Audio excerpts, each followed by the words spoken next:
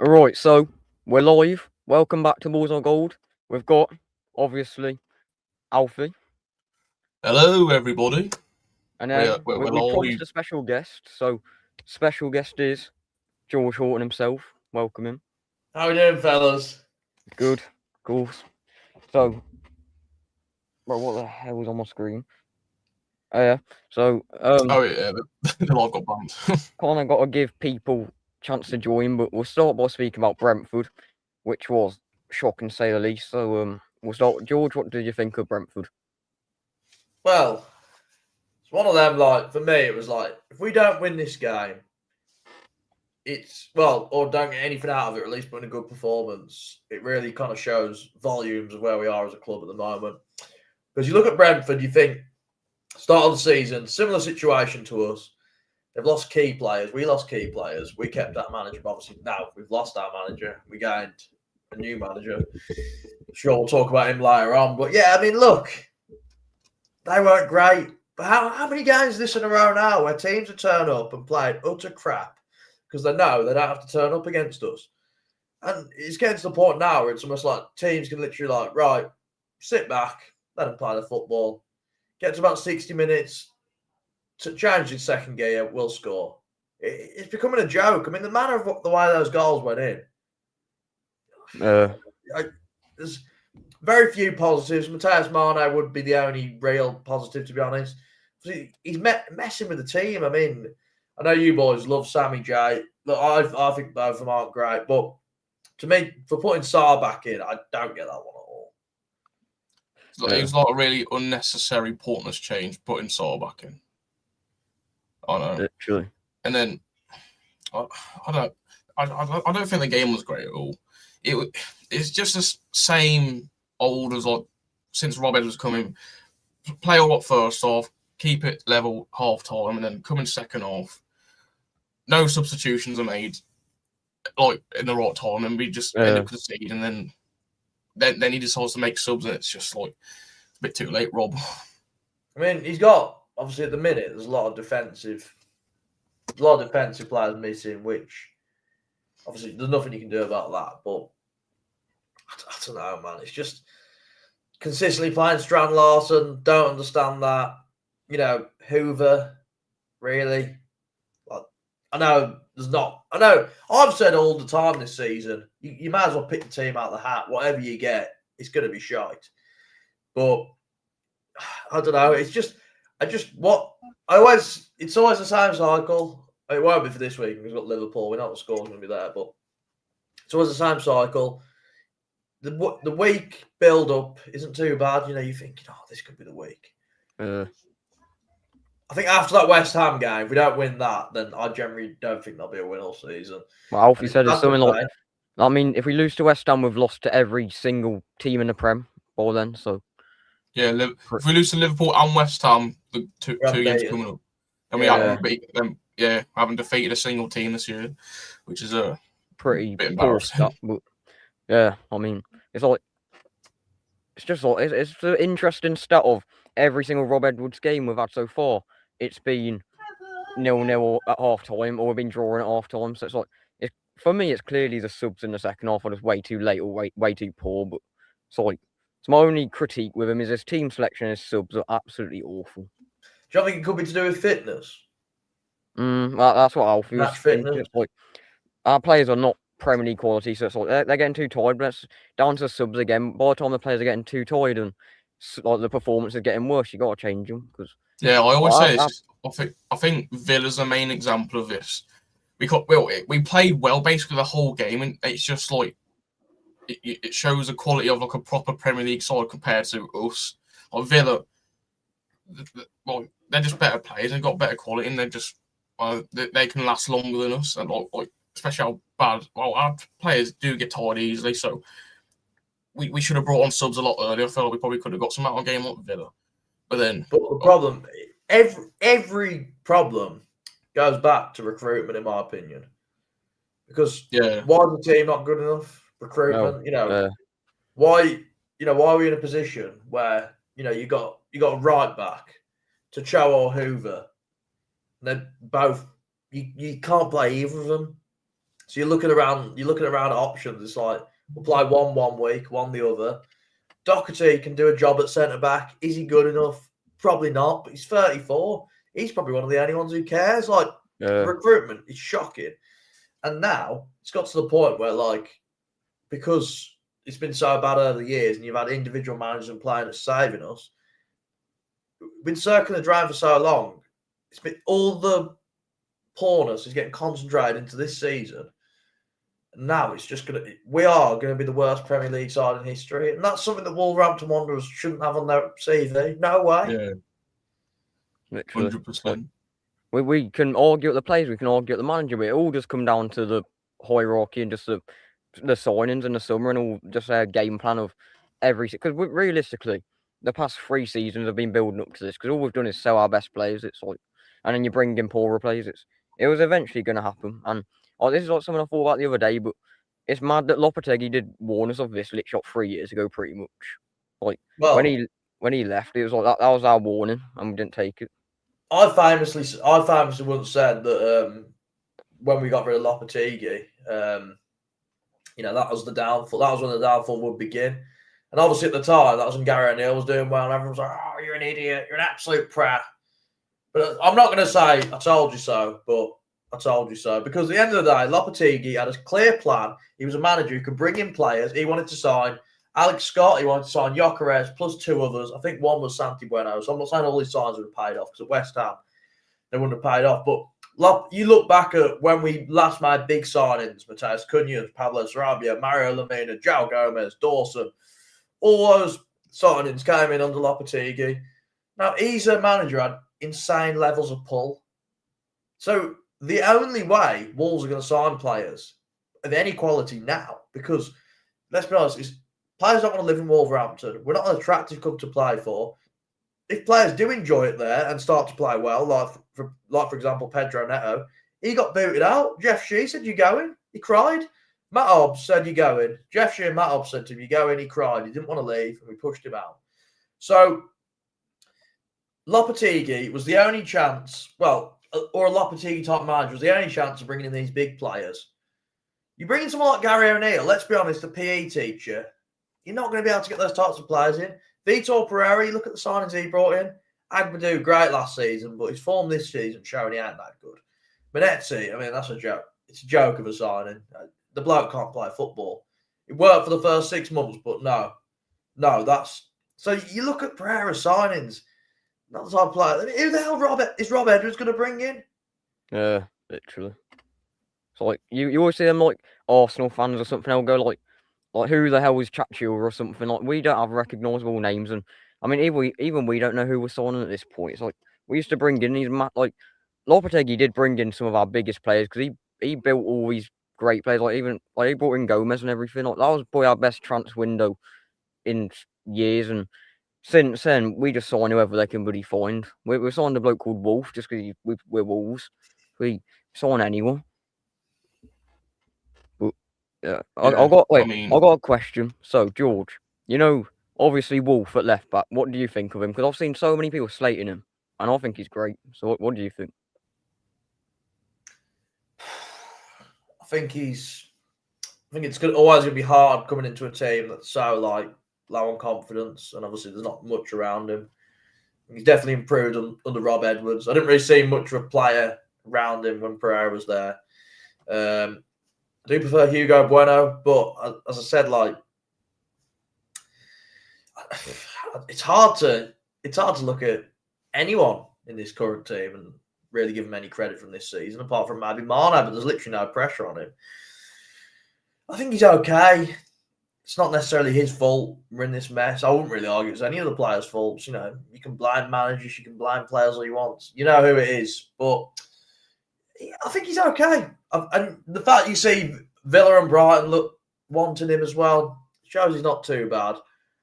If you were to say to me, would you rather have in the Championship Bueno or Wolf, I would go for Bueno. But I don't think he's too bad. I said you wouldn't put... I don't think it's on any of the players the mess are in. I think they obviously contribute, but... It's a recruitment thing. Yeah, literally. Also, someone put him on the level of Larson useless this season. I thought it's mad. Like maybe I think he's better than he is. But I thought, well, I don't know. Especially against Brentford, I thought most of our attacks, especially the first half, did come down to him on that left side. But maybe I was just seeing too much because I was literally sat basically where he was playing. But yeah, there's not like realistically, none of our players are Premier League quality. Maybe you got like the Gomez, Andre, whoever you got, but none of them. Like none of them, they're all as bad as each other. Yeah, I mean, you look at Gomez and Andre, like, you know, Brazil, they have been in Brazil's squad.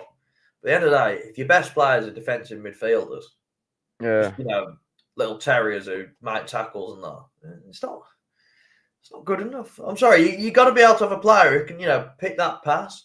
Yeah, like Man United. Let's be honest, Man United were terrible against us. Yeah. So Bruno, I'm not saying we need a player on Bruno Fernandes's level. But Bruno Fernandes, literally, they're doing nothing.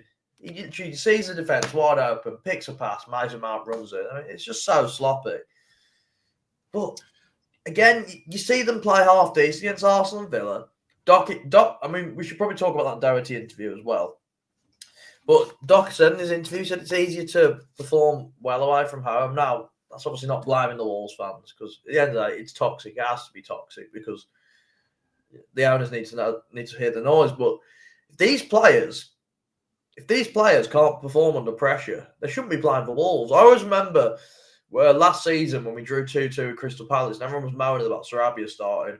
Gary O'Neill says the reason I started him was because I knew he could handle the fans. How many of these players would you say can handle the fans now, boys, at the minute? Handle the situation? like Doc's probably the only one that probably seems Yeah, like mainly just the players who've been here the longest. So I'd probably maybe like Gomez and Doc. Probably about it for me. I mean, I don't even what Joe Gomez. Yeah. I'm not gonna lie. He just cries. He can't just mad in the moment. I feel like he just cries all the time. Every game, he just like spends half of it on the floor, half of it crying. But it's like, yeah, I don't know. And then and Saul was interesting because I was sat right by him when that second goal went in. He was like apologising to the fans behind him, so he's clearly taking notice of them. Yeah, I mean, I think it's easy to say the players don't care. I think it's more of a case of like they know the club's rotten.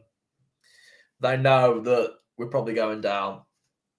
And they also know that like they will get a move regardless, and they will also be multimillionaires regardless. So when the fans aren't really giving you much positive reinforcement, it is hard to care. Now, should they care? Of course they should, but it's just I don't know. The whole thing is just a mess. It's embarrassing, to be honest. Yeah, I mean, whether we win or lose, they get the same wage at the end of the week, so they don't care. It's like every single player in our team will get a Premier League move at the end of the season if they wanted to. So it's like they don't even need to care, like at all. They don't need to care one bit because they'll just get a whole every player would get a Premier League move. To be fair, I don't disagree. I think the whole squad as a team together couldn't form a Premier League team, but I think each individual player could play around like a decent squad of Premier League players. Like individually, like people will get bargains on them. That's why we'll get a big clear out in January, and you got like Besiktas looking at Agbadu and stuff like that. They know they're going to get a great bargain for them because they are good players individually. They're just terrible at the moment in this team. So I'll make a prediction of who I think will leave in January. I'm going to say Sar's going to go. I'm going to say Agbadu's going to go. I'm going to say Andre's going to go. I'm going to say Manetti's going to go. I'm going to say Larsson's definitely going to go. I think Larsson and Agbadu are the two you could definitely like put your money on. Yeah, probably Gomez could go. I mean, if you sell Gomez, that's kind of saying to the fans like, we're definitely giving it. I think at least Gomez will start to the end of the season, I'd imagine. But you never know. If you get a big offering for him, remember, none of these players have released relegation clauses. So if we don't sell, we're going to be in real trouble. Yeah.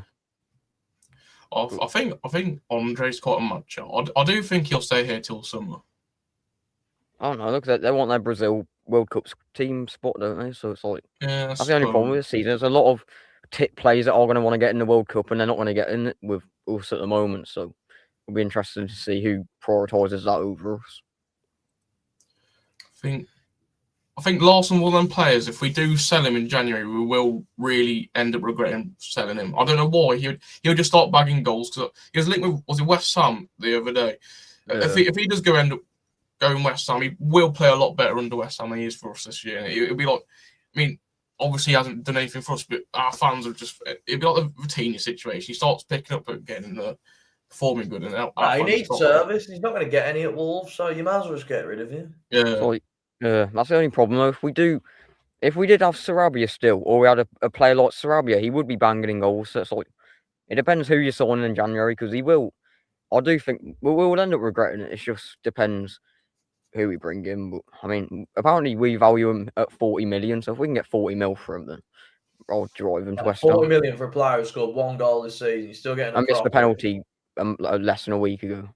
It's huge profit. It's huge off the wage bill. Look, I mean, I always say this. It doesn't matter what you sell. It doesn't matter what you get off the wages, because the owners won't care. What we don't want is FFP trouble. I don't see how that could happen, personally. And I don't buy that we ever had any FFP trouble. I just don't buy it. I just feel like you look at Villa, you look at Forest, look at all these teams. They have ways around FFP, you know, whereas Wolves is like, yes, we can use FFP as an excuse. We don't have to spend any money, because they're just tight. They're just tight as anything. They don't want to spend any money because they don't really care, basically. Yeah. So yeah, the way I see it is, we need to clear out because. But then again, do you really want to give Rob Edwards a transfer window? Because how long's Rob Edwards going to last? I think we don't even have any sporting directors. This Matt Jackson bloke, he was on bloody admin before, so we don't have a real sporting director. If they're gonna trust Rob Edwards in transfers, because I don't think Rob Edwards lasts the season. I really don't. Yeah, me and Lance keep saying like genuinely, like his team sheets, his substitutions are really like poor. So I do think like if he, line up against Brentford, I think was absolutely shocking. And then, I mean, after Arsenal, you'd think like Marley and Tolo getting the squad, and not a single one of them even touched it. And like, yeah, I do think the Edwards options could be coming soon. To be fair, yeah. Well, it doesn't really matter who you have in at this point. I mean, the reason we got him in was because there was no one else you could get in, and they knew he'd take the job. And they can use he knows the club, all this and that. I mean, I'm sorry. It'd be great if he did well. I really wanted to work out for him, but if he's going to be crap, I can't handle it. I'm sorry. Yeah. I wouldn't have anything against him personally. He seems like an all right guy, but Middlesbrough fans would disagree. But yeah, look, at the end of the day, 6 out of 6. You'd think you get some new manager bounce, surely. Yeah. I mean, closest we've got to a manager bounce is us being level with each team at half time. Yeah, that means absolutely nothing. You get the same amount of points if you're 6-0 down at half time, so useless. But I think it won't be long till people will be wanting him out, and I'm already tempted to say I want him out because the problem for me is he's come in after us being absolutely terrible under Vitor. I don't think he's changed enough. Like, you've got to almost change everything with the state we're in, and he's kept it almost the same. He maybe brought Agbadou and Mascara and a bit more and stuff like that, but it's not much different to what Vitor was doing. So it's just. But people will say like, "Oh yeah, what can you do with these players?" Well, to be fair, when Vitor, I'm convinced that Vitor gave up after Sunderland. I just am. I just feel like he thought, I don't want to work for Shea anymore. I'm not keeping these up. I'll just get my payout. So that team against Fulham and that team against Chelsea in the Cup, I'm convinced he wasn't asked, because how could you pick that team to be asked? So when you look at the games, Sunderland was terrible, right? Burnley was terrible. But you look at Brighton, Tottenham and Everton in the Cup. So Vitor actually got a lot more out of these players than what Rob Edwards is getting. Yeah. Vitor didn't even want to be there. Yeah, literally. It's like the players cleared. Like, I mean, we've got a rubbish a scouting team and stuff, but we have brought them in for a reason. Like, the players should be able to do it, and they've played football before for biggish teams, some of them. So you can't like people saying, like you said, like people saying like, oh, what can you do if a team is inherited? But you can do something with anyone. There's teams that people have Like people have turned the worst players into absolute world class players. Like you can do anything, but the least you can do is at least change the lineup and try to get them more out of other players rather than just playing the same ones that we know can't do it. It's like, I think they are bad, this team, right? But we're not 2 points bad. We're not worst team ever to be in the Premier League bad. So management does kind of have to come into it at some stage. Yeah, literally. I'm sure when Derby had 11 points, I'm sure every single one of their players couldn't have got like a big move to a different team at the end of the season, could they? Yeah, I do think this team is better than overall. This team is better than the overall 20th in the table Premier League team. Like they do have their quality, and they've showed it to us. They've showed it at other clubs. They're just not showing it now. But I just don't think. Do they though? I don't know if they do. I don't think they show their quality. Issue.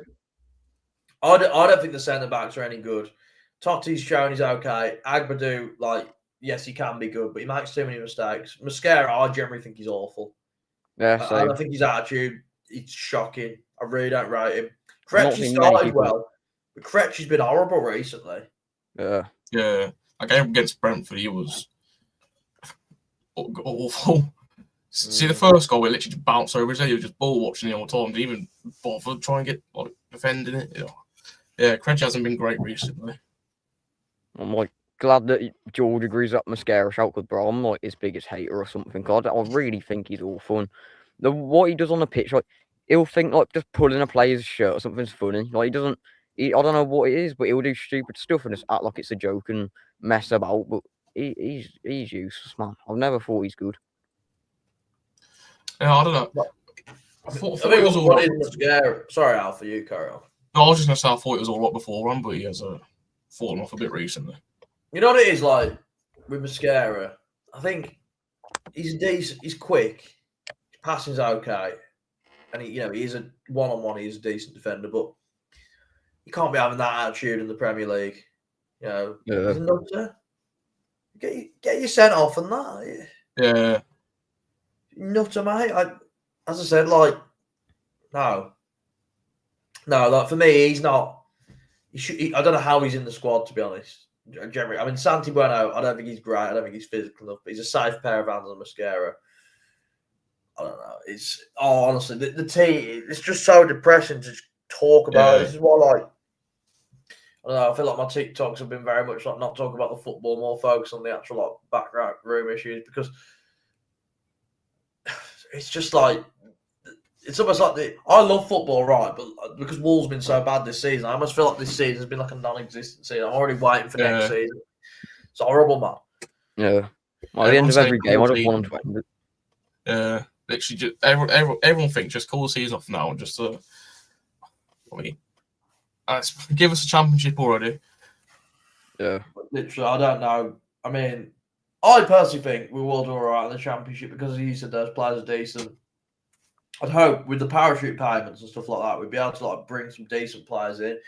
Because even if you are bad, you look at Leicester, they're really struggling to their standards in the championship. They probably will still get in and around the playoffs, probably. You don't have to be that good to be high up in the championship. West Brom, terrible again. But if they get a few wins together, they'll be back up there. Yeah. It's it ain't that hard, man. You'd have to be so bad to go down.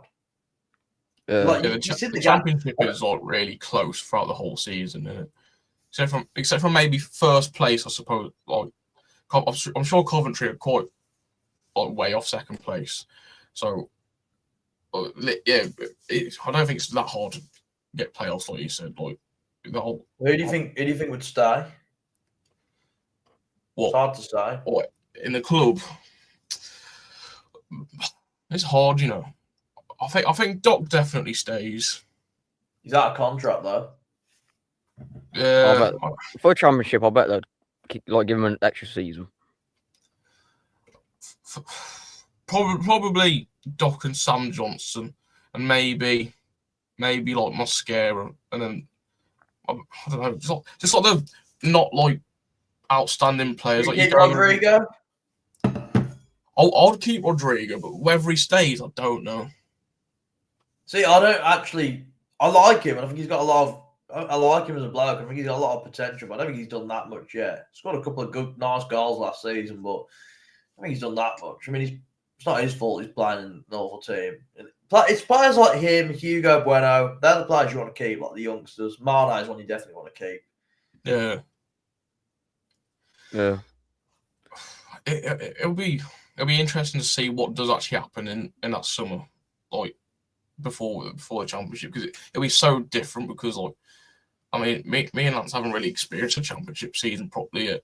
It's like all we've only really experienced Premier League quality players coming in and out. So I don't know. It'll be interesting. The championship, I'd say it's fun in a way because you go into every game kind of knowing you got a chance of winning. Yeah.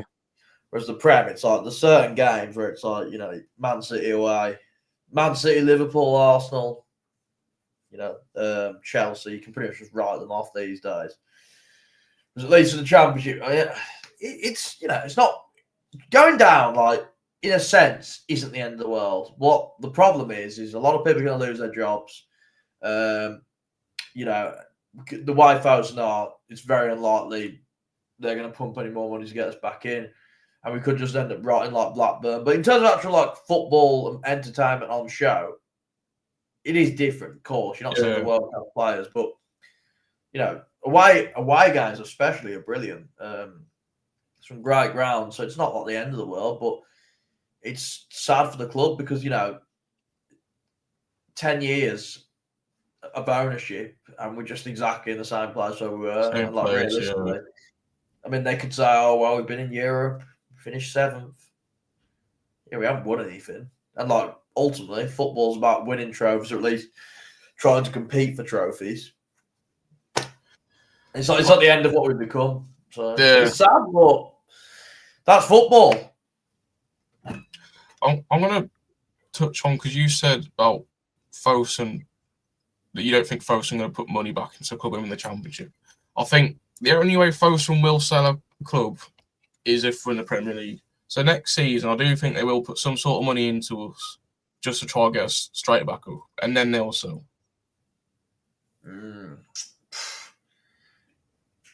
What makes you think they'd only sell for in the Premier League just because they want more of a profit? Just because they want more money in it. That's just what they're like.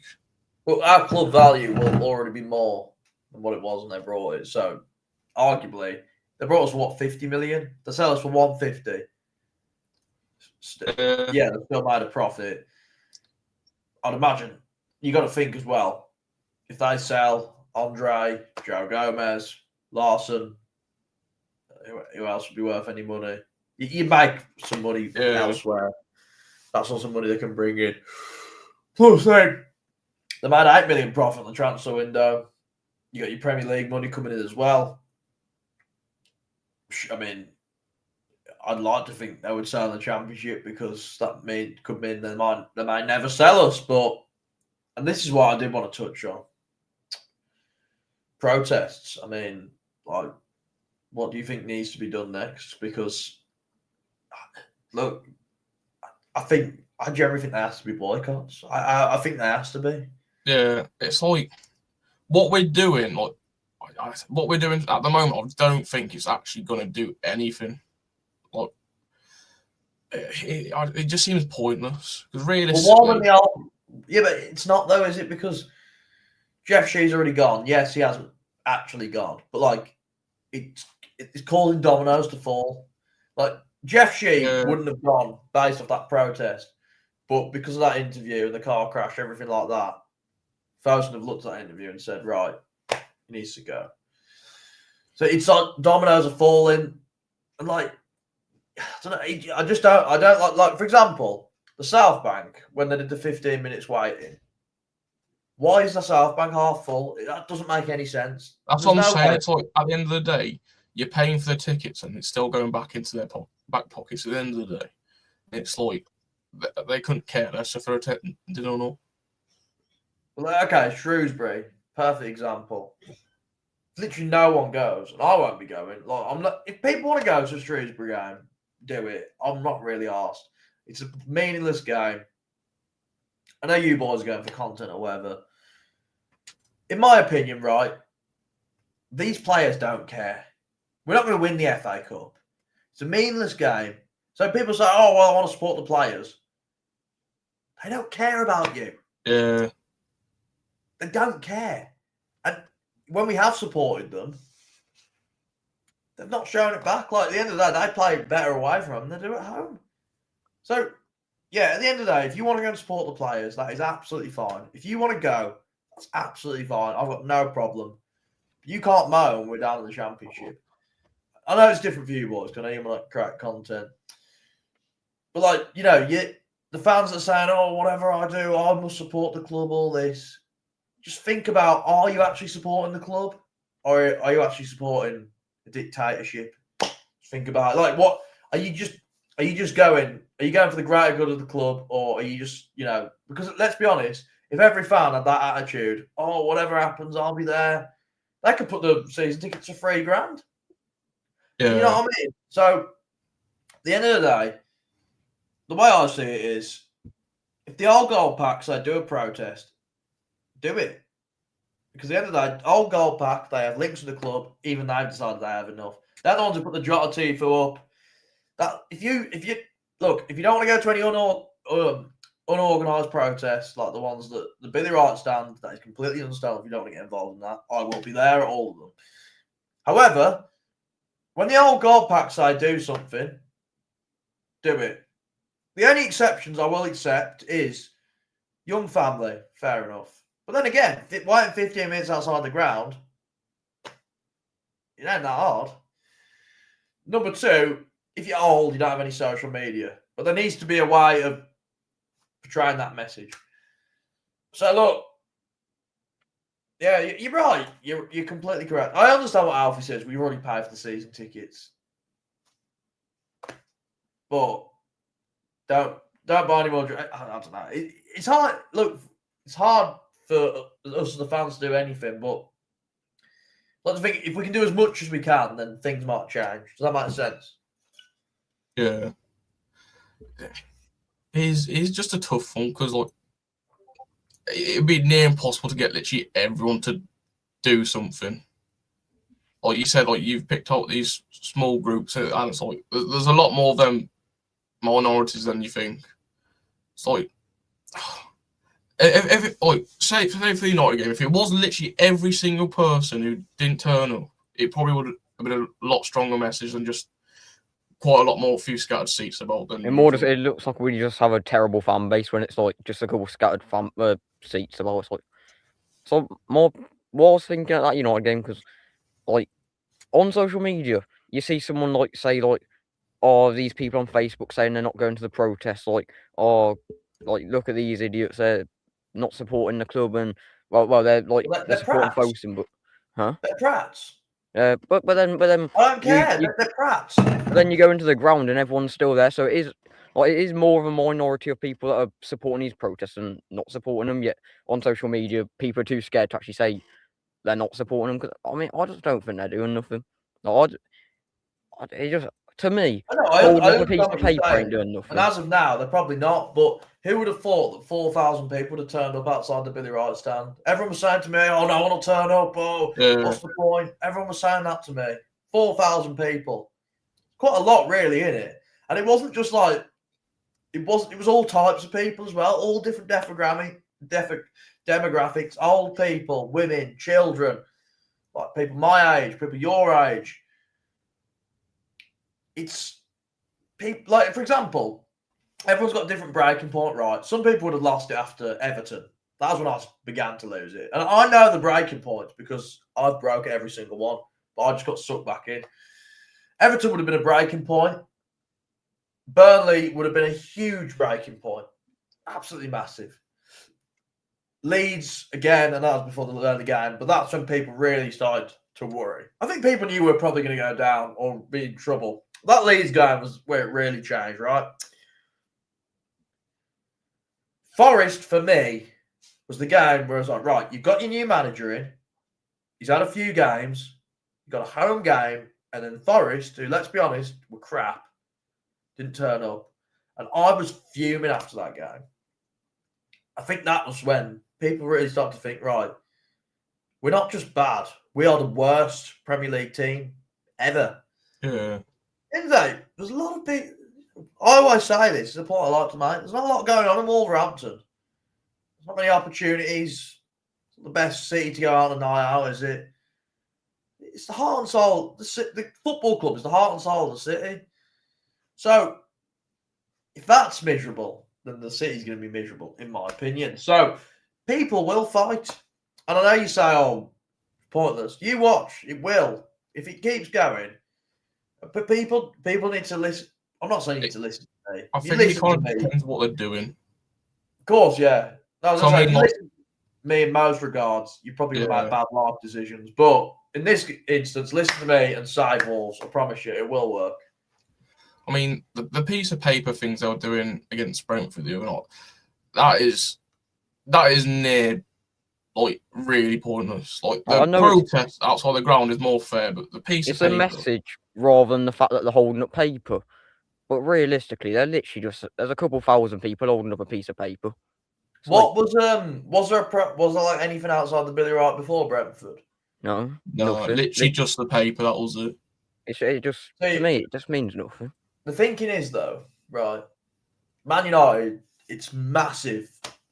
So many eyes on that game. No one's really bothered about Wolves versus Brentford, really, are they? So that's my thinking for it. However, who knows?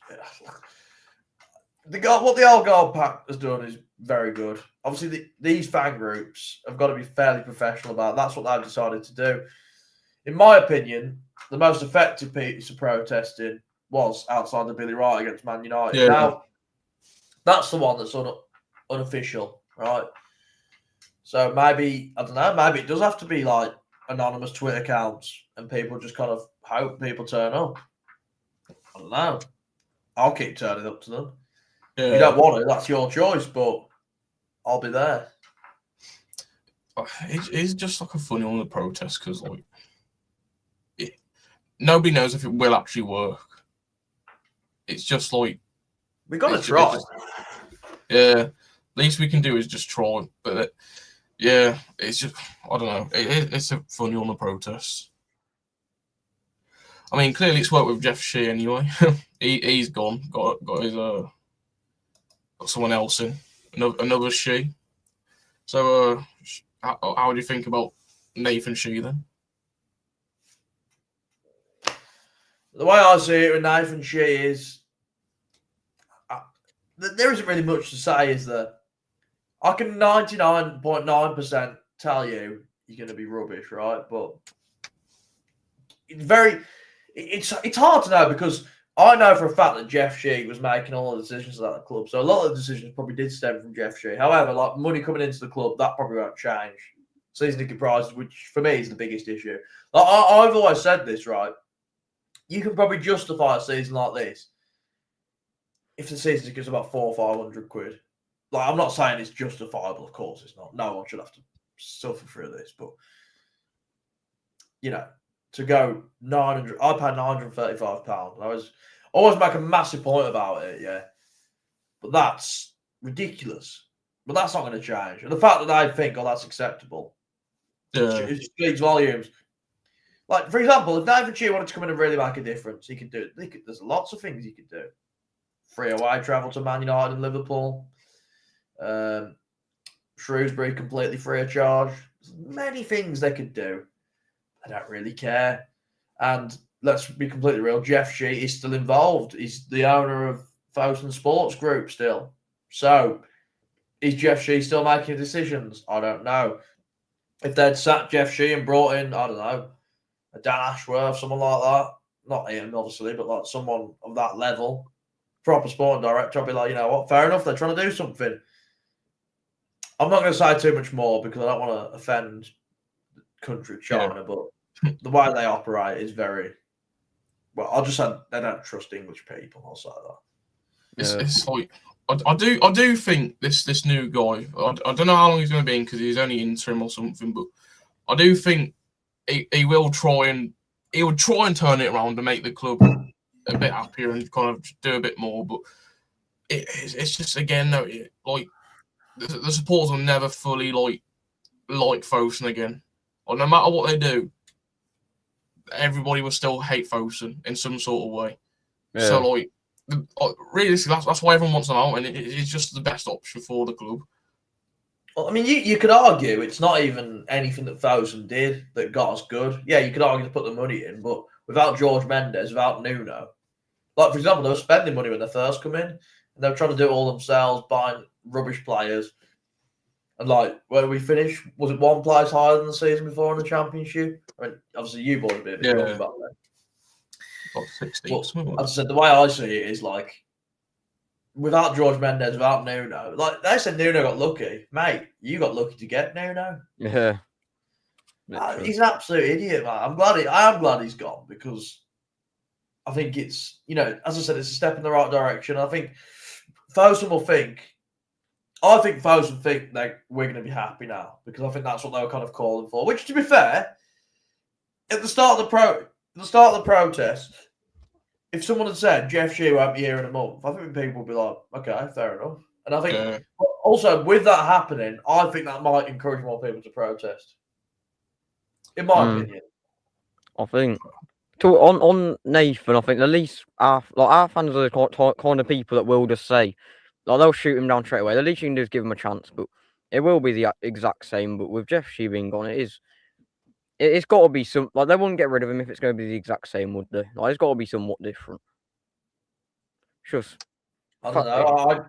As I said, I think what's happened is he did that radio interview, and then I think it's probably the comments from the council that's done him. I think, as I said, you've never known Jeff Shee or Wolves do anything like that, a radio interview. And I don't think Fosun liked the way he did it. He obviously thought, right, I'm going to try and take this into my own hands. And Jeff being Jeff, he messed it up. So, Look, he's gone. You can read it whatever way you want. I just think they've said, we'll just move him away. I don't know. It's hard to say. Because Fosun could actually be thinking, right, actually, he's doing a crap. But there's no way, if they actually cared and they wanted to keep us up properly, they would just get in a Jeff Shee clone, because that's what they've done, isn't it? Basically, yeah. His name is literally Shee. It's another Shee. That is not the most ironic part about it. How would you end up bringing someone else called Shin and not even related? That is. But they could have just said, "Oh, actually, probably not a good idea to bring him in," or they could have at least just given him a different name. I mean, Nathan won't even be his real name anyway, so you could have just changed his last name. They always pick the English names just to make them seem more local, but his first name's probably like Shang or something. It'll be something Chinese, but I don't know why they do it. Like, they always just pick the English names first. But yeah, they brought in someone else. You can't have your own. You can't have your own. Well, like Guo Chang, that's obviously like the Chinese name. Yeah. Jeff ain't Jeff. That's a story for another day. But anyway, what I'm saying is they could. Yeah, it's when it happened. When I first seen it, I was like, "Oh my god, this is mad." And obviously, I was out, so I was loving life. And like my mate, who's a Man United fan, said he was like, "Well done, the protests have worked." So from an outsider looking in, that's what I would say. But there's still work to be done. Yeah, well, that's the thing. Go on. I was just going to say, like you said, Lance, like something to just like, is there like, do we carry on protesting because maybe there's like a change, maybe it does come a bit better? It's like, do we kind of just like hating them straight away and carry on going, or what happens here? Yeah. I mean, January is going to be the ultimate decider of whether it's going to be any different. Because a transfer window is the most you can actually tell a difference in the owners, but it's only 10 days. But I mean, if they do still care about staying up the season, they've got to make transfers literally the first week of January. So it's not going to be long till we find out whether they care or not. But we don't have a proper sporting director. It is a dead season at this point. Like, everyone basically knows we're going down. So it all depends if. I mean, people could just keep protesting and use the rest of the season as just a chance to get rid of the owners completely. But so it's a completely no good player's going to want to come to us. So the only thing they can do now is rebuild for next season. But I have a feeling they won't. They'll think, oh yeah, we'll just splash a load of money. It'll keep us up because they're idiots. And then if we end up with players who aren't good enough on big money, and then we've got them to play next season, I don't know. They've got to get rid of some. That's what I'd say. my opinion, protests have to continue regardless because they deliver pressure. Pressure is the only thing that gets folks out to act. I mean, it took a lot of it, but seemingly, yeah. So, I don't know. It really is a hard one with the protest. It's like 50-50.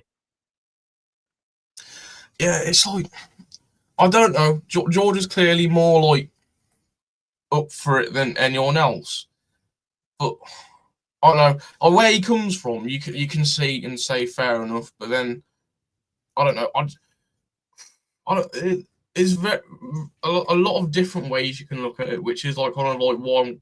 I'm almost speechless and don't know what to say because there is loads of different things you can say about the protests. Now, I can see his side, but then, like, you can see both sides. I'm kind of more on the side that I just don't. I didn't get involved with United one. I don't really care because I don't think it's changing, but I can still see why people are on the side of doing it. It's just, I don't know. It's a really. I just feel like with that attitude, it's like, oh, that attitude of like, oh, if we don't do anything, nothing will change. But like, you just got to do it. I just don't. If you're going to go to the game anyway, you just got to, you see all the fan channels backing it. You can have your opinions on Dazzling Dave and whatever. At the end of the day, like, these are people who know Wolves and been to a lot of Wolves games. I mean, okay, well, I'll give you a bit of a history lesson, boys. This weren't my era, but this is what happened back in the 80s. Like, there was only 3,000 Wolves fans there because, it was that bad that everyone else left. That's something you'll notice as well. When we do go down, there'll be a lot of fans leaving and dropping off. But that's the real ones will always stick around. Anyway, in my opinion, it's got to be done. It has to be done. Because I don't trust these owners. I don't think there's any way of bringing them back. And quite frankly, I don't think they care. So you got to make your voice heard for them to think, right, if anything, they need to, just be annoying so they can be like, oh, actually, we'll just do something to show them up. Just make them react. You know what I mean? Yeah. They do react because they react in transfer windows and stuff. Yeah. Yeah, I mean, it's I know for a fact that inside the club, a lot of staff are leaving, and it's not a very nice place to work at the minute. But I know for a fact that it's just not a good place to be at work. But it hasn't been for a while. It's only because, but like Vitor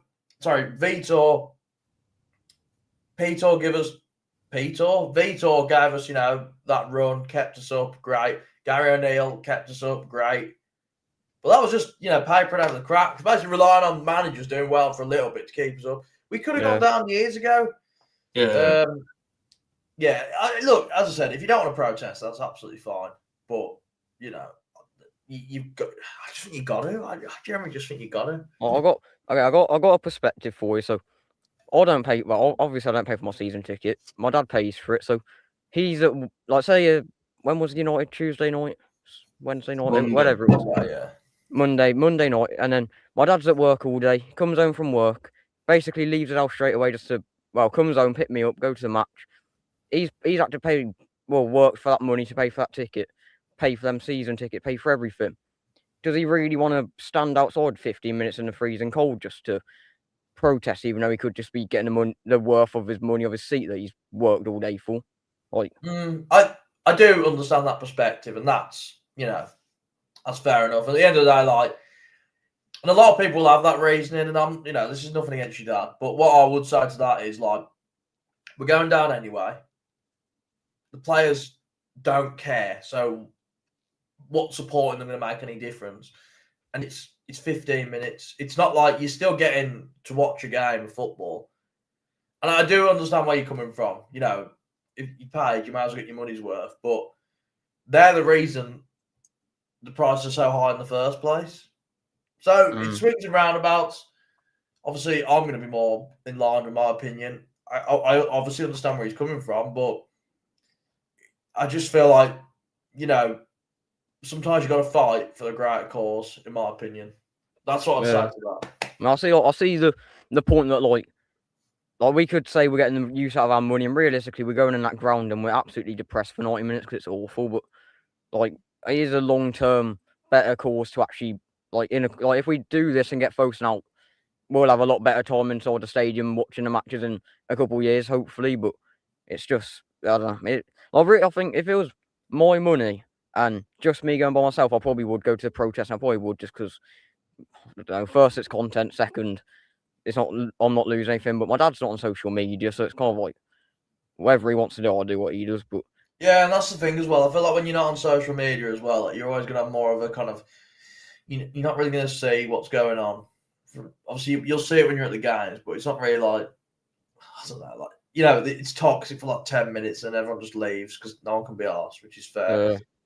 But social media is a space where you can see it. I mean, I hate Twitter, but like, you can tell people are annoyed, which is good because at the end of the day, like, as I said, as Wolfrenian say, they're insecure, they get rattled and they cave in. Well, they literally you're looking at a global company, massive company in China, turning their comments off because we were commenting Taiwan flags. Like, and they won't be happy with that. Like, they got a proper rivalry. So yeah, look, the way I see it is I make stupid TikToks online. People find me funny, and I'm very grateful for the people that find me funny because, but I'm not saying anyone needs to listen to me. What I'm saying is I will spread information. I will tell you what I'm doing. If you want to follow me, do it. None of this is me saying this is what people have to do. I just think if you're not doing it, I just don't get it. And I just think, like, you in my opinion, you got to do it. yeah. That's my opinion. And I'm not afraid to share it. So I mean, everyone's got their own opinions. And I mean, like you saying everything you've said, like, I don't disagree with any of it. And it literally is just 50-50. Like, the people that don't agree with the protest are clearly less scared to say it, or they're just not online. But it's like, it's just everyone's themselves, really, or whatever you think. But I mean, okay, Lance, what do you think it would take, like, your dad for it to, like, get to the, like, if we were literally going to be the worst, like, if we didn't get another point again all season, and they said, who we playing last game of the season, is it? Only away. No, who got last home game? Is it Brighton? No, we already played Brighton. Might be Palace, I think. Have a quick look. Well, anyway, find it out. But anyway, whoever we play on the last day of the season, let's say we don't get another point till then, the old gold pack basically say, like, they don't deserve our support. Fulham. Right. Fulham, okay, yeah, meaningless game. Like, you're not. If it was like Liverpool or Chelsea, some fans would be like, well, I might as well go and watch Mo Salah. I might as well go and watch Enzo Fernandez. I might as well go and watch Cole Palmer, that kind of stuff. Fulham, it's not a game that anyone's buzzing for, is it? We're already down. We haven't picked up another point. If the old goal pack say, like, don't, like, literally, I don't know, turn up at the 18th, leave on the 77th, something like that. No one stays to the award ceremony at the end. I mean, I would hope they wouldn't do an award if they do one of them, ceremony. that's an absolute mockery if they do an award ceremony. Yeah, exactly. Like, for example, but they probably will. But and that's how we didn't get another point all season, and it was, like, really bad. They didn't, there wasn't any communication, because that's another big thing. If they said to us, "Look, we know we're crap. We're going to admit we're crap, and it's our fault," then I'd be like, you know what, fair enough. But they're almost not pretending like none of it's happening. So yeah, do you think that'd be enough to kind of, like, turn you? I mean, just maybe. At that point, it is the last game of the season.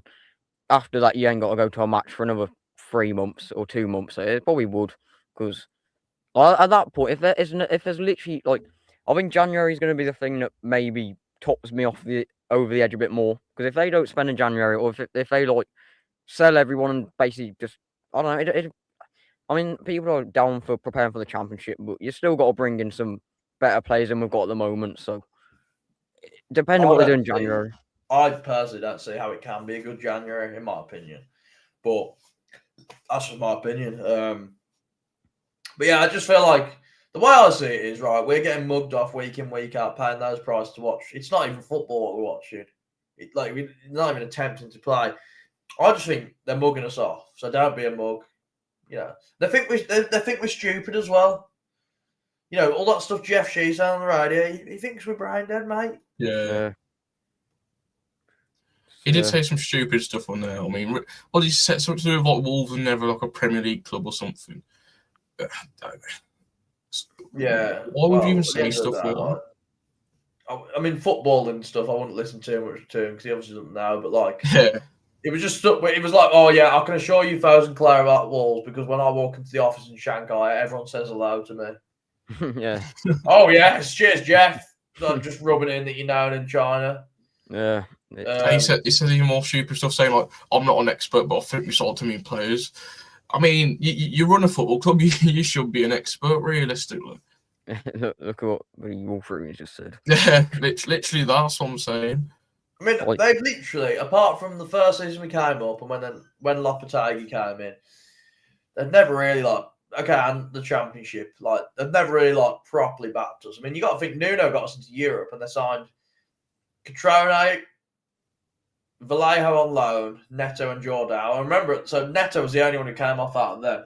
And Neto was like a kid. Yeah, well, Yeah. he didn't even play that season, Jordao was really. the more expensive one. Neto was 4, Jordao was 12. Yeah. So the one player that fell off was Neto, and that was 2019. It's like since, I don't know. I mean, look, people can say to me, "Oh, we've got FFP issues." I don't. I've never brought it. I've never brought it personally, and this is a risky thing for me to say because I'm probably wrong. I probably am, but I just don't believe we ever did. I just can't see how we did. Yeah. Whenever we buy, we sell the same amount, if not more. So how can we be under that? It makes no sense. But there's no way to know, so they can literally just make an excuse whenever they want. But, Yeah, cool. They can That's basically what they're going for, though, really, almost. but, yeah. Yeah, Sudo again. What are you gonna say?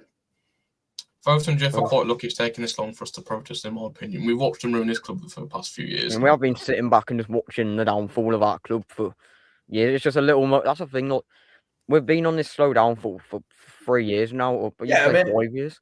If it was up to me, there could have been protesting after they sold all the players, and when Lopetegui left, there could have been protests then. I mean, that season could have been dreadful, but you look back at the team we had then; it's so much better than the team we got now. Yeah. Just a little moments like 6 in a row and stuff. It blinds you of what's actually going on at the club. Like, we have had like last couple of seasons, we've had our good moments. Like the one with O'Neill, you had the West Brom game and stuff like that. And like last season, you had 6 in a row. Season before, like you always have them good moments. This season's probably the one we've not had any, but like you do get blinded by the fact we have been slowly watching our downfall. Yeah, 100%. It's just the end of the day, like. Because it's been bearable, you know what I mean? It's like, oh, at least and even if we were like, if they were in Burnley's position now, you'd be like, well, we're not the best, but you know, at least we're fighting. We're not even fighting, man. Yeah. Yeah, no, I agree with that, Josh. Lopetegui had a decent squad, so the team's not good enough. Because this is the thing: ambitious managers and players of any ambition would know that. You like, for example, you look at Cunha in last January, right? People saying, why does he want to leave Wolves? You see the type of players they're bringing in, like Manetzi. And Man United come knocking. Of course, he's going to want to leave. He shouldn't have done it in the manner he did, but you know, I ignore it. I'm happy for these players. Yeah, we could end up ruining Gomez's career this season. Yeah, probably. We've almost destroyed Lawson's career already. Oh yeah, Lawson's going to be going to West Ham rather than Newcastle, so you could already argue we've ruined this. But well, yeah, but he's ruined it himself. He just Larson's a different story, isn't it? Like, I don't know. I don't know. I think I'm going to head off, boys. But cheers for getting me on. Yeah, I don't know if you lot want to carry on, but I'm going to get going. Yeah. I've worked early in the morning. I was only going to do an hour anyway. Yeah, that's all good. No worries. Well, good speech to you. Thanks for everyone coming who tuned in. And if you're not subscribed to me on YouTube, subscribe, please. I'd really appreciate it. Yeah, Good, George's channel's in the description, so it's down there. Check that out and subscribe to him because he's getting on the YouTube growing, aren't you, George? Yeah, I've uploaded a couple videos now, so. Yeah. See you in a bit, boys. All right. Cheers, George, mate. There we go. There we go. Right, let's go through some of the comments then. Well, let's go. Oh, see Taron's here. Hello, Taron. Got you here. Yeah. We already spoke about that one, didn't we? Yeah. What was you gonna say? I was on this. It's like mad that like when you think about like it's the point of like our managers saying like they can do with what they've got with that squad because O'Neill did it. He had no ambition to beg the owners for money. He just said, "I'll work with what I've got." But Lopetegui, like I hated him when he left because he was an idiot about the way he left. But like he probably was the only player that actually had a long-term ambition with his club. Like the way he actually wanted money, the way he actually like he had a good team, and like how he said that he still said the team's not good enough because he actually had long-term ambition to get us somewhere, not just to make it through the season without getting relegated.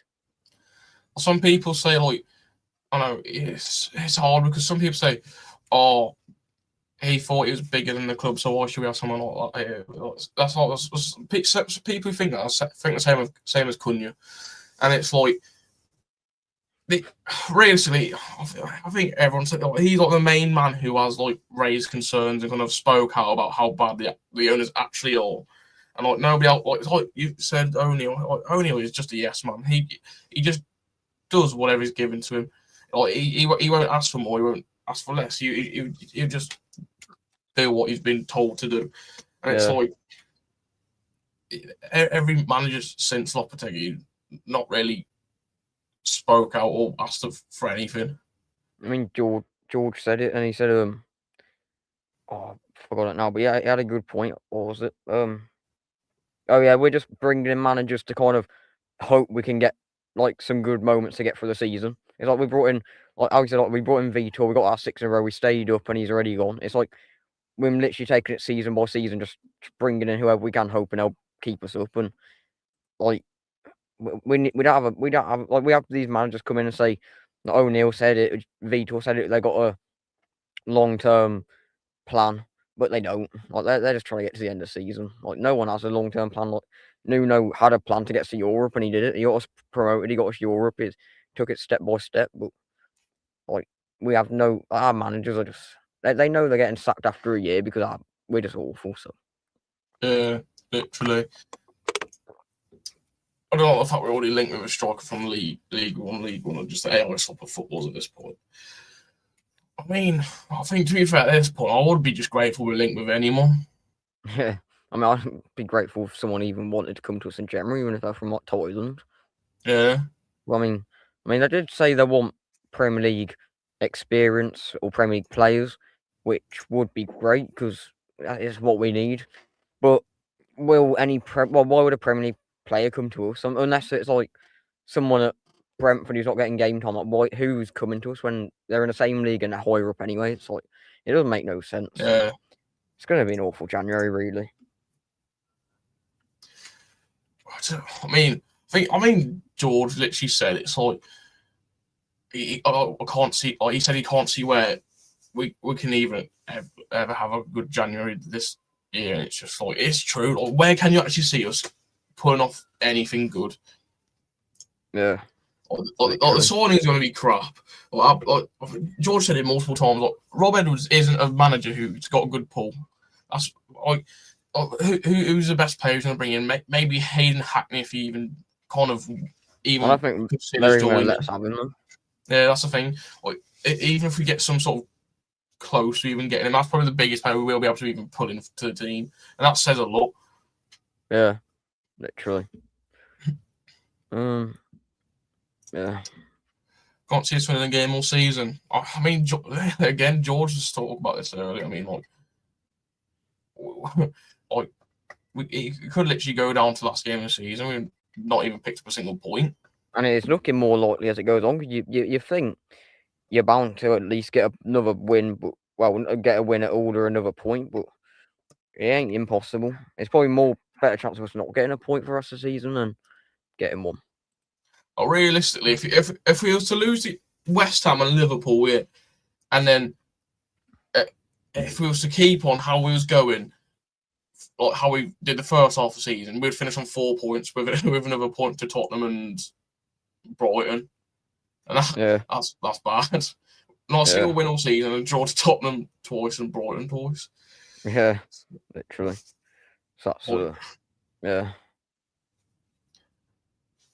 It is just scary how bad this club is. Literally. It could be a long season, man. Well, it already is. It's like people. It's like the people say the Derby record. It's like you wonder how bad of a season that is, but we've got it probably 3 times worse. Yeah. Like, well, so far anyway, but I can see it staying the same. So yeah. Edwards hasn't improved us at all, got worse. Yeah, genuinely could literally say that because I mean you could argue worse, but we ain't improved. Basically, everything George said earlier, like Vitor got more out of this squad than Edwards has so far. I mean, Vitor got 2 points against Tottenham and Brighton, and also two cup wins against West Ham and Everton. So more than Edwards has done for us so far. So I mean, it's like, what can we do? Yeah. Like, there is nobody else better for the job. Well, I wouldn't say better. Well, there probably is someone better for the job. There's no one who probably could do just as good as the job. Yeah. Literally, like, no one was going to turn the season around, really. But yeah, I mean, we couldn't bring anyone in. It's just Edwards. We're the only thing you could say we got better in is that little stat that we've been drawing every half time under him. But I mean, give it, buddy, till Makes it Liverpool. more embarrassing for us, if anything. I mean, that's already gone after Liverpool. So yeah, I'm not really for Rob anymore. To be fair, I don't know. At what point do we start saying Edwards? Or genuinely, at what point do we genuinely make like a public thing, just trying to get everyone on board saying Edwards? Yeah, like I said it to you, or I said on a video, but we thought Rob would be here till the end. Well, we thought he was our championship manager, but yeah, at the rate we're going, he's not making it to the championship just based on the it's fans. like, I don't get. Like George said, he's a sound bloke. There's nothing against him. It's just like, at least you can do is just get like team sheets or and just like show some sort of change or stuff. Literally, like you were saying it yesterday, like we talk about the channel. It was just like you said, like in football manager, if something's not going right, you're not going to just wait till it turns right. You are supposed to just change it, because that's what Edwards is doing. He's basically just kept it the same and just like waiting for the time for it to turn right. And I don't think he's learnt from, like, Vitor made 100 mistakes. I don't think he's learnt from one of them. Like, yeah, I mean, you could name loads of them with, like, the defensive problems. Like, we concede too much. You've got the subs, because even Vitor's late on his subs. But I think Rob might be worse. But I mean, even with Lawson and everything, there's so many things. But he's changed nothing. Like, you would think with a state we're in, you'd think Rob would come in and you'd have 11 changes to the starting lineup. We had about 2. Like, you change a lot of it, wouldn't you? I mean, even if it means playing Fletcher Holman and Alfie Pond, like, yeah, you would do anything just to make a change, and he hasn't. So we've been no better off. Like, we might as well just kept Vitor and save some money on getting rid of his contract, because we've been no better. Look what he did when Luton went down, nothing but since he's gone, literally, I'm not anything against Rob Edwards. I just do think probably was never the best man for the job, like especially like what situation. I'll say it every single time, and I'm sure a lot of people disagree with me every time, but I do really think O'Neill was the best option for the job. Yeah, it's just our fans and like just social media ruins it for the club. Like, I know people still disagree with us, but I'll still believe it. There is like if O'Neill would have came instead of Edwards, there could be there is a chance that we could have been not even in the relegation zone anymore. Like genuinely, like we could literally be like above Leeds and all that. We won't be like balling if we had him in, because I say it every time. Literally, like I ask people who don't want O'Neill in why they don't want him in, and they just say just because he was bad last year. That's not really a reason, is it? Like, Vitor was bad this year, but you can list off reasons on why he's bad. O'Neill, the reason you can list the reason why he was bad, and it was he had no defense, and he had no squad depth pretty much. And look at us like this year. Realistically, O'Neill would probably done a cracking job working with our defence and just our team in general. Because he's. I mean, you seen what he did with like Huang and Neto and Cunha. He got the best out of them players, and like that's the type of manager our players need right now. And it's just like clearly our managers aren't good enough to do stuff like that. So, I mean, realistically, when Vitor came in, Cunha, your Sarabias, all your players like that were pretty much already good. So he didn't really improve anyone. I'd argue maybe Strand Larson at the end of the season, but that was just because Cunha was gone. That was all Strand Larson himself, probably, if anything. Like,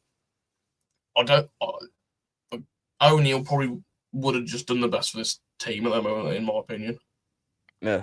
I mean, like you said, no one can name reasons why they didn't want him, but we can name 10 plus reasons why we do want him, because it's simple. Like, people, it's the same theory about Huang. I mean, Huang's not the greatest, but people don't like him and people hate him. But that means when he is good, they won't give him any credit just because in the back of their mind they don't like him, so they'll never give him credit. But it's the same with O'Neill. He was bad last season. It ended terribly. So from now on, he's never going to get respect again just because he was bad then. But I don't know. He would have, like, by the time Vito got sacked, it was late, but it wasn't too late. There was still a lot of time. Like, I mean, we've been six more. Well, we've had 6 games with Rob now, isn't it? 7 now, I think. Yeah, I mean, and then but and I'll then do a comment. Just carry on your and then you've got the one with the interim manager. So that's another one. But there was 6 games. There was plenty of time with, like, there was plenty of time when Vito got sacked. Like, not a lot, but there was plenty still. Like, you could, it wasn't an unreasonable shout to say would stay up, but now it is way too late. Like, Rob is, I wasn't for him. I forced myself to be for him. I was excited when he came, and now I'm just like, I regret it because he's dreadful. But O'Neill would have been so much better. Like, like I said, people still won't agree, but he just would have. I mean, he couldn't have been. He can't be much worse anyway. That's for sure. Yeah, we literally, it's been over a month since Vitor got sacked, and realistically, within that time, if a new manager or the interim for the time, whatever, did change it up straight away and tried doing something new or just did something right, then we could have been so clear of this like situation right now. But you literally said it earlier, literally like nothing's changed. Literally nothing's changed. Literally is basically exact same as Vitor. Literally all it is just as a new manager who we basically forced to not be able to hate. That's all it is. Yeah. Literally. Yeah. I mean, it's spot on.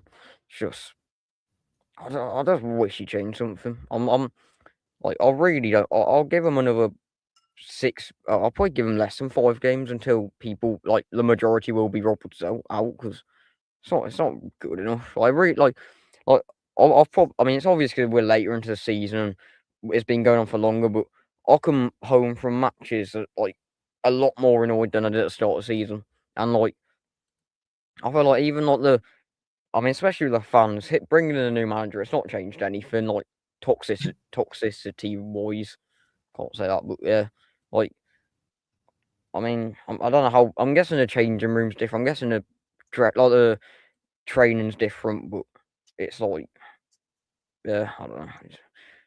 I don't think it's changed enough. Yeah, Wolves fanatic Riley. Thanks for watching, mate. Have a good Christmas. Yeah, Merry Christmas to you, Riley, as well. If you're still here anyway. So, yeah. Cheers for joining. I never saw the benefit in getting Robin, to be honest. As you guys say, there was still time when we got rid of Vito. Yeah, I think it is just a problem that, I mean, no one wanted to join, and the one other person that did, all our fans basically told to bug off. So literally, the club are ready to bring him back in because it's not like they needed to offer him a contract. He's still under contract with the club right now. Realistically, they could get rid of Rob and bring in O'Neill tonight if they really wanted to. It's just like the fans are just absolute idiots most of the time. I don't care what any of you want to say. Like, I'm convinced we have like one of the most stubborn fan bases in the world. It's got to be up there. yeah, it's like the fact that they have. I said it to you yesterday. I think they have changed like the whole the whole future of this club technically, because bringing in a manager, I mean, for all we know, bringing in bringing in O'Neill would have kept us up. That'll change the whole lifetime of our club, and I don't know how, like the fact that like Twitter and our fans can actually put someone off joining a Premier League club is mental. Yeah. I don't know. It's like you could say we do have a really toxic fan base because, especially at a time like now, we do. Like you've got to think who like. It's one thing players not wanting to join us because we're bad, but it's another thing players not wanting to join us because they're going to get abused when they're on the pitch because they're bad at football. It's like, I don't know, especially at the moment, it's a toxic time for our fans, but like the fact that we've actually put a manager off joining us it's something. Literally, I mean, 123 North Street said hello. Welcome in, mate. Welcome in, and no worries about being late and that. But like, literally, this you can be a nice guy, but doesn't get you anywhere. Yeah, So that's what people used to say about O'Neill, but O'Neill wasn't just a nice guy. He did actually he was just a half decent manager.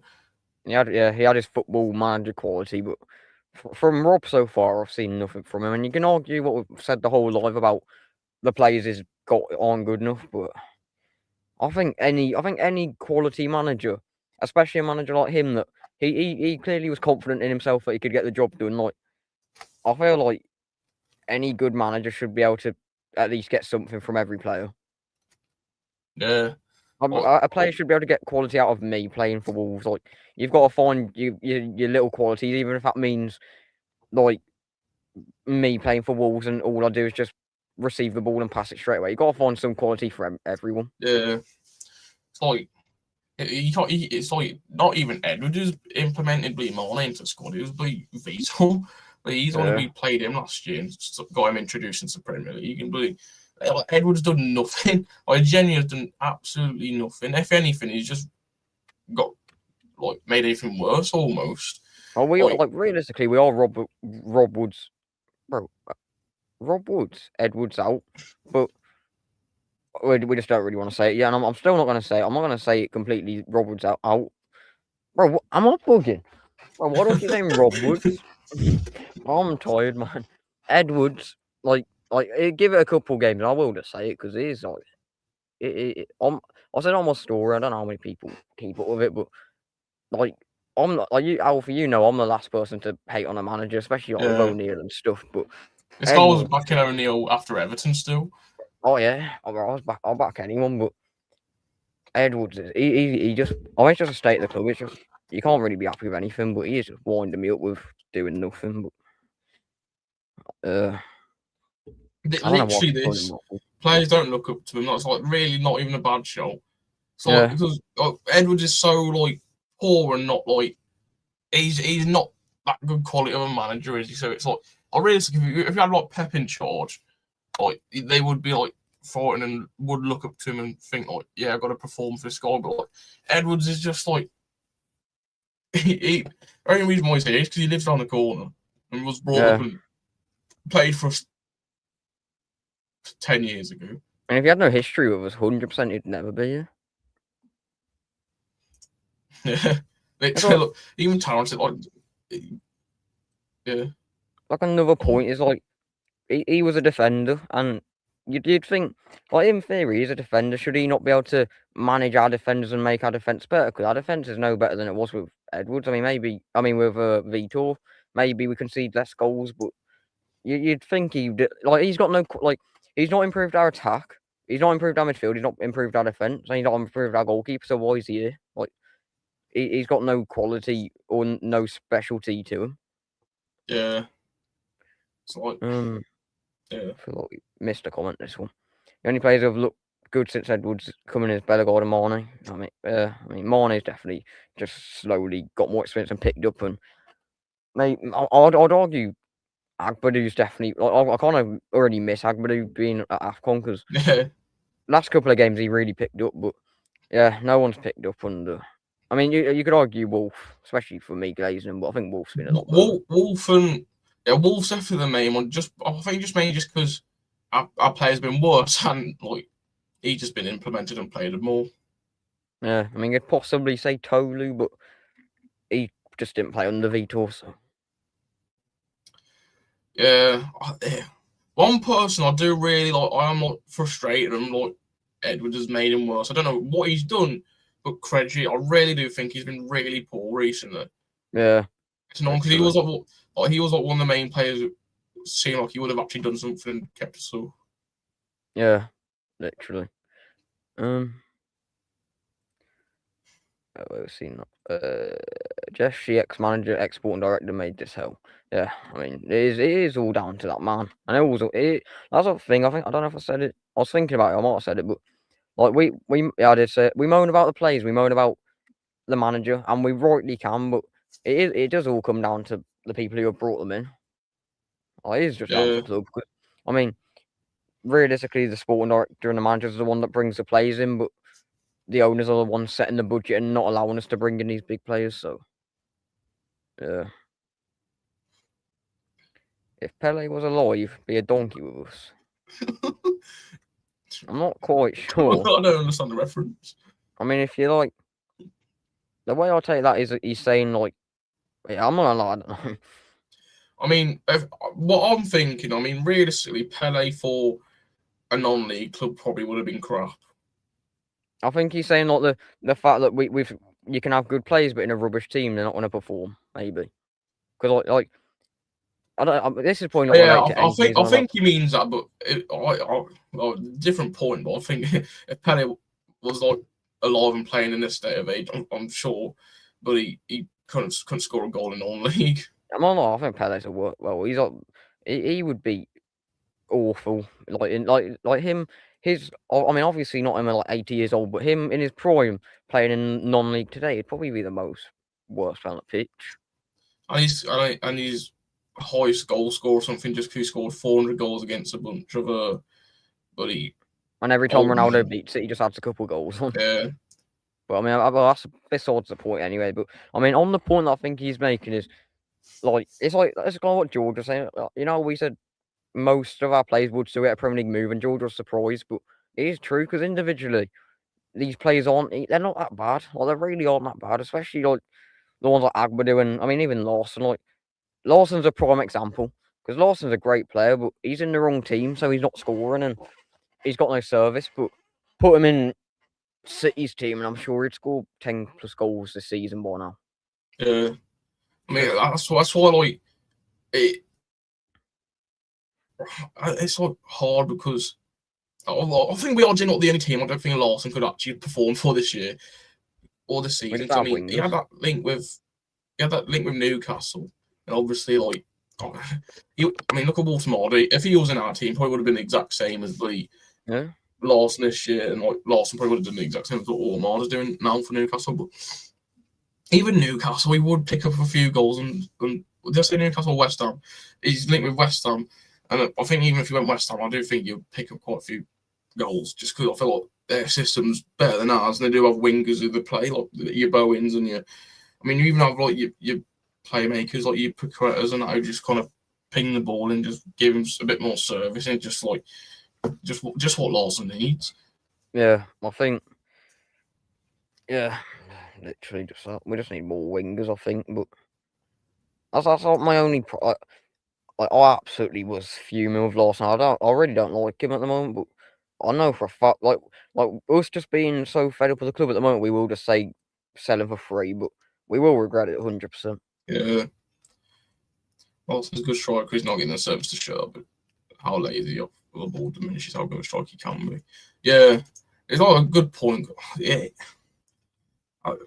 it's like as much as you want to say Lawson's bad and he's like not getting a lot of service. I mean, it's literally just what he said. Like it's him being lazy. He just doesn't help himself at all, and him like crying when he gets subbed off after he's been poor and lazy all game. He like doesn't help himself at all, does he?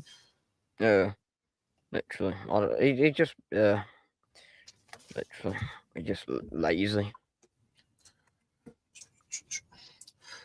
Wolf was growing game by game. To be fair, he didn't look great under VP. Literally, I think I said it in one of my recent videos. Literally, like, Wolf was looking to be one of the worst players, like who's Yeah. ever played for our club. He was like so scrawny and just scared of the Prem and not confident enough. But I think I definitely must be glazing. I don't think it helps that I was like where I sit on literally was, especially first off when he played like most, I was like right by where he was, and I thought he was great. But I mean, clearly people don't agree. But I do think he's a big player in our team at the moment. Yeah, it's hard though because realistically, Wolf has only shown out, shining out, yeah, just because like he's in such a bad team when he's the only player putting up an average performance. Yeah, Or realistically, if he was in our team last year or any other year, he wouldn't be so recognised as he was. He'd be like have loads of shouts of people. There'd be loads of shouts of saying get him out because he's not good enough. Mate, just repeating back once there, it's just because of how poor our team is. It's the only reason why he's actually getting some sort of recognition and credit at the moment. yeah, literally. Credge has been really poor recently. Lack of awareness. First Brentford goal the other day. I said it earlier, but it generally is really bad. He literally. I do need to properly watch it back, but all I can remember, the ball comes in, he's doing like a little pirouette or something, and he doesn't even. Yeah, he's literally spinning around. The ball literally bounced over his head. He's just going. Yeah, spinning literally. around doing nothing. He's just like he's not even tried. He's just He has standing been there. really poor under Rob so far. I mean, that's the thing. Like Craigie, just because of like he has been really poor, but like he still has been one of our best players somehow. Yeah, I mean, That's like, apart from that shows mistake, I off can't say I really saw any other mistakes from him against Brentford. But it's like, yeah, say he's still one of our best players is bad considering he's like really poor. yeah, literally. You guys have a great Christmas and New Year, and you 123 North Street. Thanks for the support this year. But big things to come, hopefully, and hopefully you'll be one of the first supporters, and when we're big. But yeah. 123 North Street. Appreciate your support and everything. Always commenting on our videos. I appreciate it. Hope you win a game before you're 21. Lol. It wouldn't surprise me. It wouldn't surprise me if that happens. I mean, at least we'll be able to be on the boost to like distract us from Wolves.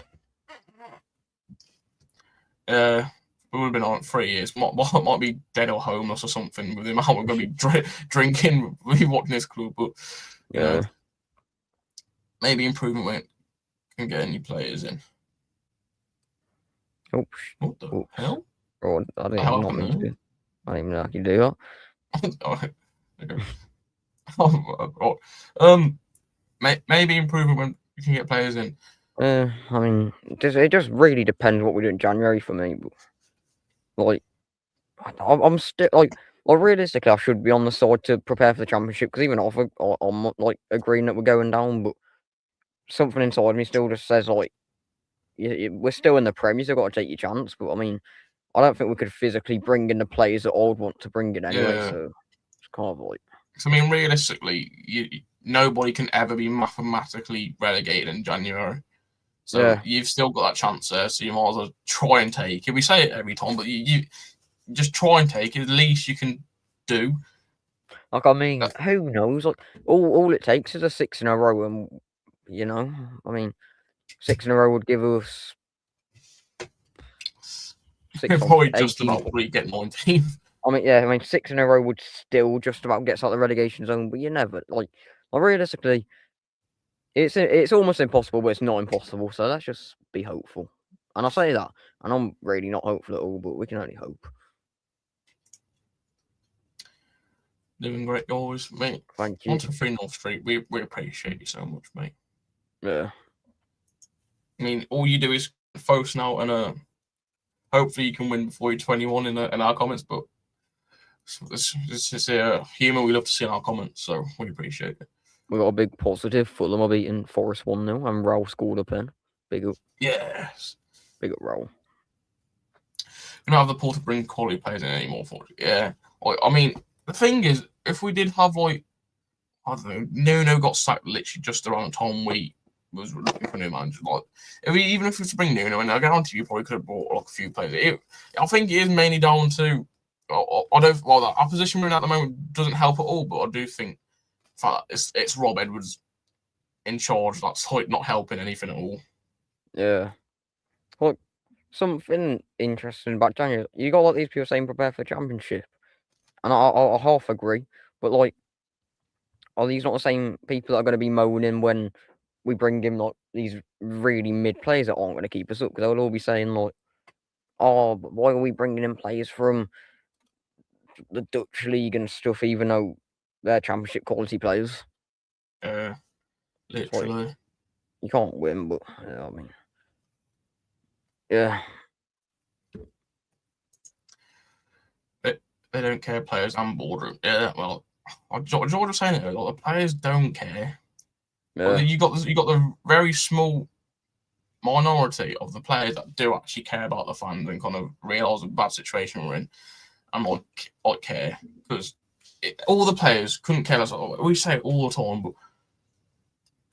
they're getting paid every week on their contract every time, so they're still getting their paydays every week, no matter how much they're for, and they can at the end in January or at the end of the season, they can still get a big move away to a different club and probably get paid more. So whatever happens for them, it's a win-win. Well, it's a win-win for them. Maybe like 10% of our, we're putting over now, maybe about 5% of the players we've got will get probably a worse move than a Premier League club where we are now. But I mean, we could be first in the table right now, and every single player would be making the exact same amount of money.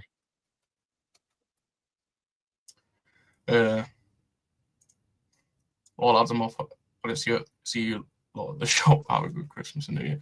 And you, Taron, I'm sure we'll probably see. I'll come back down to Meltdown soon anyway. So yeah. Oh, that's Taron. Oh my god, I'm an idiot. But you didn't know that was Taron the whole time. I don't know. I just thought it was just someone there. Oh yeah, Taron. I'm sure we'll come back down to Meltdown soon, or when we start college back up. Well, we'll start college back up. Well, when we're back at college, be literally about 2 weeks. I'm due to get a cookie because I've not had one in ages. Oh yeah, I'm fancying it loads. It's mad. Like, if any of you are in it, and you live around Wolverhampton, you haven't been to Meltdown Cookies yet, get yourself down there because it's absolutely unbelievable. And we're not even being paid to say this, and it's not even just because of best mates with all the workers. It genuinely is unbelievable. We are not sponsored. We are not sponsored. Enjoy Christmas, mate. Yeah, enjoy Christmas, Taron, and New Year. Yeah. One to Green Old Street said, "Love Nuno back." Yeah, honestly, it's like one of them things. It's like when we had a no manager and everyone was like, it's like the difference between. Well, I've just seen what One to Green Old Street said. It's like O'Neill and Nuno. The difference is like Nuno's much more loved than O'Neill, so everyone's like glazing Nuno, wanting him to come back, even though realistically, O'Neill probably would have done a better job. Yeah. I don't know if I can get my point across, but I think you know what I mean. I get it, but I'm like, just, I mean, I sort of think though, Nuno ain't as good as we think he's anymore. Because I mean, even with West Ham, he's definitely made him a lot better and would have done a lot better than Rob has with us. But they're still 5 points away from relegation zone, so like being out of it. So it's interesting, but, I don't know. I would love Nuno back. It's just like one of them people there's no point even thinking about it because he just never will come back. Maybe like give it like 5 years with new owners and we're back in the Prem. We'd have got promoted or something like that. Who knows? Yeah. Say we wrap it up soon. Yeah, we'll touch on Liverpool and then answer a few more of your questions and we'll wrap it up. Yeah. Maybe Taylor Swift for date before we win. Hope not. Hope we win soon. I hope not. You've done more work on your channel than Wolves have been. I think we've been working harder than the players this year. what really wouldn't surprise me, to be fair. Mm. Or to be fair, it doesn't help that we've been putting a shift in. Another thing, with the way they are playing, you might as well just let them have the year off on training. You might as well just tell them not to bother training, just go and enjoy themselves for the year, because whether they train or not, we're going to lose, so we use. Yeah. Yeah, Liverpool is going to be. What? Yeah, Liverpool away, 27th of December, and it's like it's just a game. It's just like to be fair, we went into Arsenal thinking the same thing.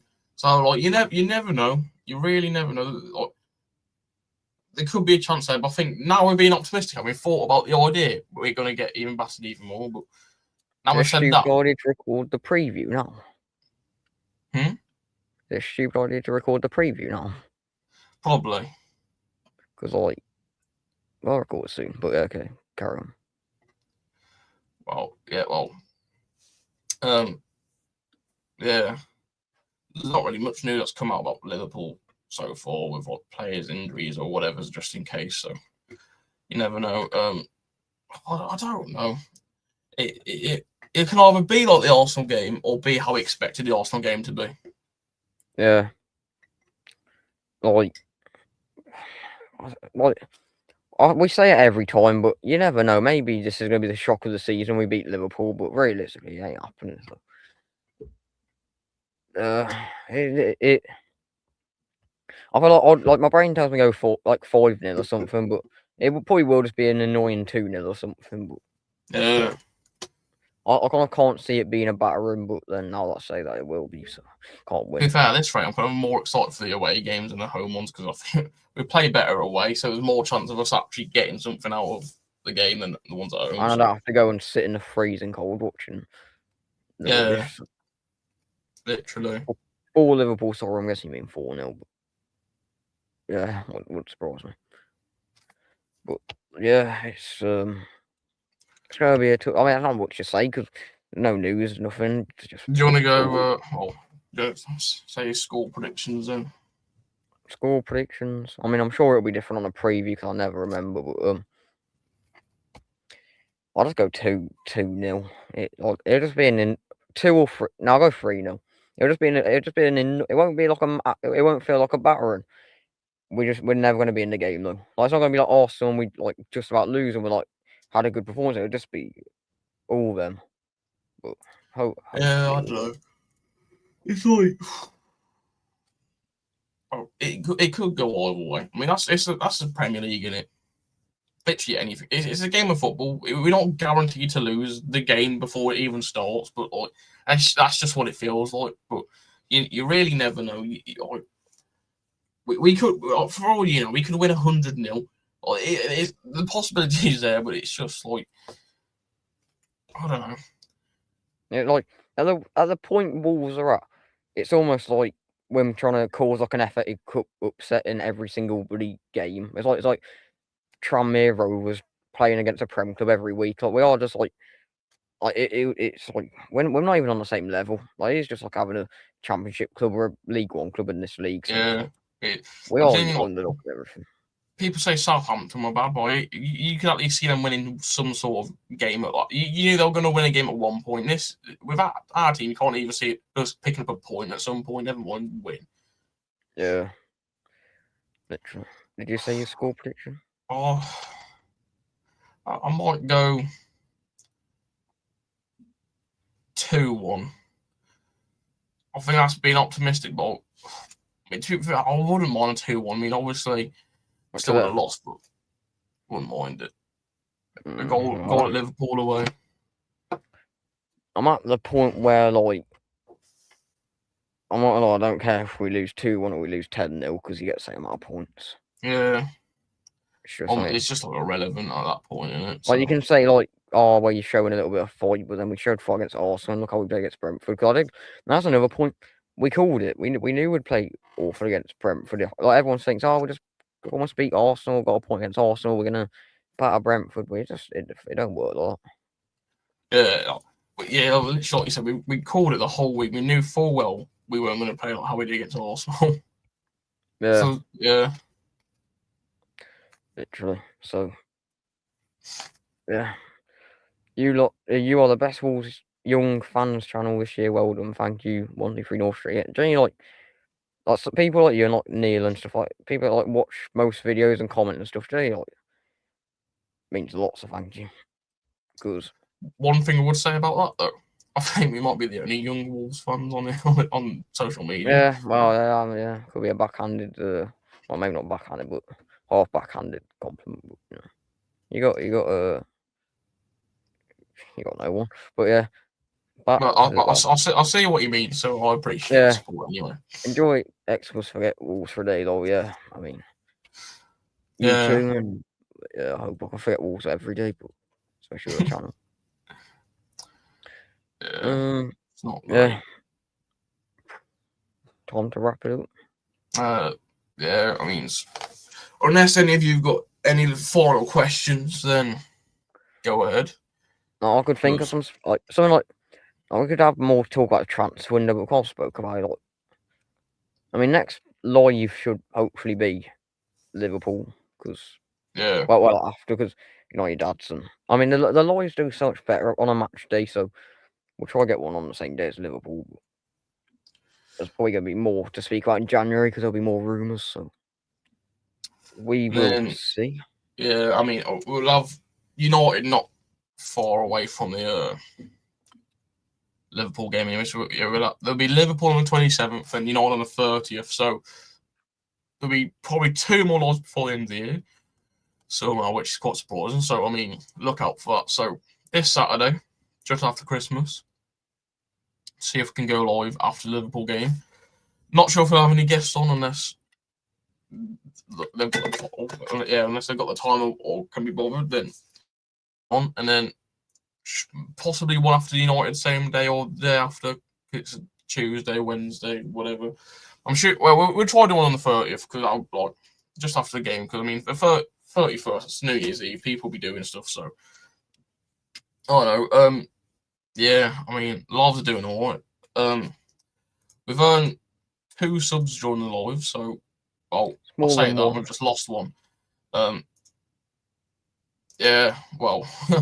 We've earned one. Oh, yeah, refresh is gone. Oh well. Yeah, I mean, yeah, that's it. Yeah, we've earned one.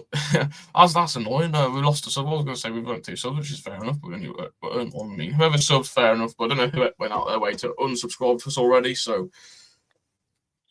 I mean, yeah, if anyone else in here who hasn't subscribed yet, please go ahead. It'd be much appreciated. And yeah, unless you got something else to say, I don't. So probably should say. Everyone, enjoy your Christmas, enjoy your New Year, enjoy everything, enjoy Wolves, and that is the end of this live.